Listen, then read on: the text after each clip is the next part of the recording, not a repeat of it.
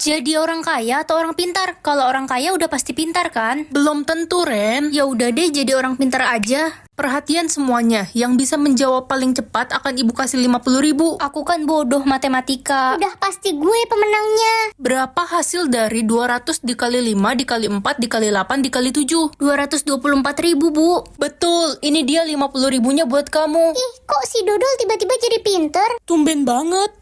Bapak punya pertanyaan, ikan paus bertelur di mana? Ikan paus kan melahirkan, Pak. Apa iya? Bapak salah dong selama ini. Tumben kamu pintar. Aduh, HP gue error. Kamu kenapa? Aku nggak tahu jalan pulang, Ren. HP ku error, gak bisa buka Google Map. Sini HP-nya, aku benerin. Hati-hati, ntar HP ku makin rusak. Kamu kan gaptek. Nih, udah bener HP-nya. Serius, pinter juga kamu.